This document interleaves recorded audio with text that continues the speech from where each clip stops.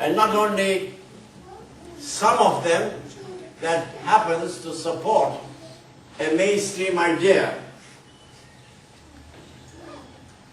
To determine what actually occurred in the past commands independence from political decision making.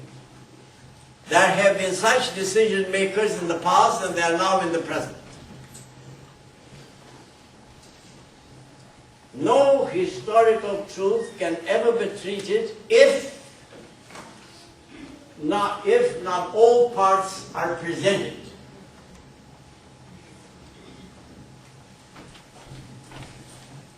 Of course, I refer to 100, the British source refers to 120,000 Armenians. I mentioned that in the article that was published in Australia yesterday. For the first time, probably it appears in this country. Now, the idea behind these decisions and proclamations and so on in some foreign parliaments is that there are some bad nations apparently in the world. There is no such thing. There are no bad nations. There are nations, and in those nations, communities, and groups, there are good people and bad people. And there are certain circumstances. There have been certain circumstances in the past. And if we accept that there are bad nations and there are good nations, then we are going back to the antique times and embracing the belief that we are, all of us are born with something bad in us. This is not true.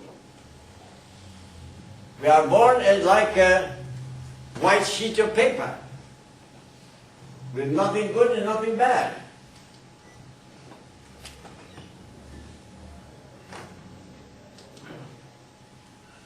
Now, let us assume that there is a guilty mystery somewhere. I'm not necessarily referring to the Armenian issue. In any issue at all. Let's suppose that there is a guilt somewhere. Fine. What do? Then find the person who has committed that crime and try him or her and punish if necessary. Because crime can only be, guilt can only be personal. If an individual commits a crime, do you go and bring the father to the trial and punish him? Or the son or the daughter? Or some relative? You don't do that. Because guilt is personal. Punishment also is to be personal. And from this you conclude that there can be no nations that have to be described as the guilty nation. There's no such thing. And also there cannot be a thing called the future generations cannot be asked to answer for some of the guilts that others have done before. That's also impossible. Legality, law does not permit this. It cannot be done in any case.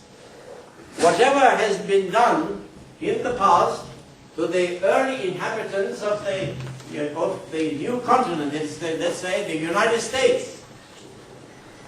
I don't accuse the present generation, but certain things have been done, unilaterally moreover. When the European first reached the new continent, the new world, they were welcome there. They exchanged gifts and so on. Just think of what happened when Christopher Columbus came and when the Anglo-Saxons reached Virginia and the shores of Boston and so on. But what happened afterwards? If you want to establish the guilt, then you have to find the individuals who are guilty of these certain misdeeds. If they are no longer here, the only thing is that you can explain it in history and tell the story of that based on reliable documentation, period. That's all. You cannot involve the whole nation. I'll never say that the Americans now are responsible. The present generation of Americans are responsible for what had been done in the United States and Canada to the original inhabitants of that continent.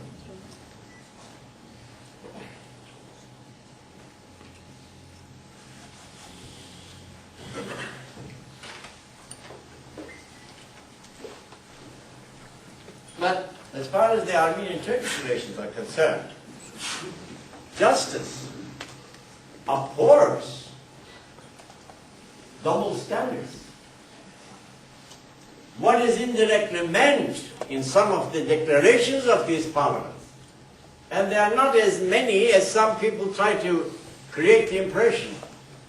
For instance, I appeared in a London TV some 3 years ago with the Armenian ambassador, and he said the whole world accepted the Armenian genocide, and it's now the turn of the Turks. And he was representing his country, Armenia, in London. Britain did not accept it. Certainly he knew that. But how can he have the courage to say it in a television station, in a program such openly, something that is contradicted by truth in front of me, and while I'm there to reply, and I have a document here, official document from the British Foreign Office. I'll show it to anyone who wants to see the original. I've already distributed copies of these to the Australian people in the media and so on. And even Britain did not accept it in the West, in Western Europe. No Asian countries accepted that. Not a single African country, and certainly not Australia. And the ambassador comes and says in front of everybody, and the whole, well, I don't know how many listeners and viewers are there of that television station was, but many people must be listening, and he says that the whole world accepted that. Now, this is not true. And moreover, justice, as I told you, abhors, hates, does not accept, does not approve of double standards.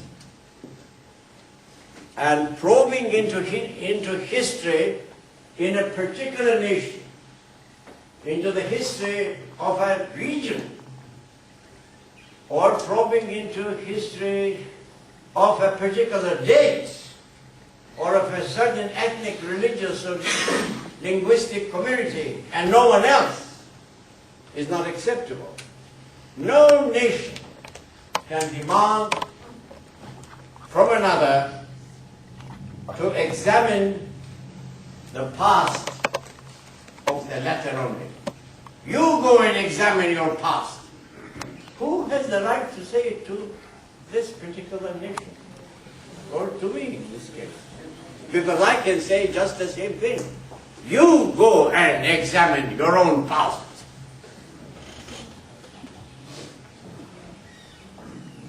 Let the French examine their own past.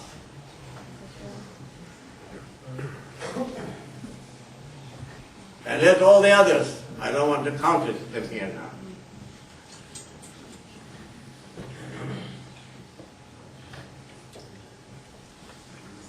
And no nation, and certainly not the Turks, may be forced to serve the interests of another nation under the label of coming to terms with their past.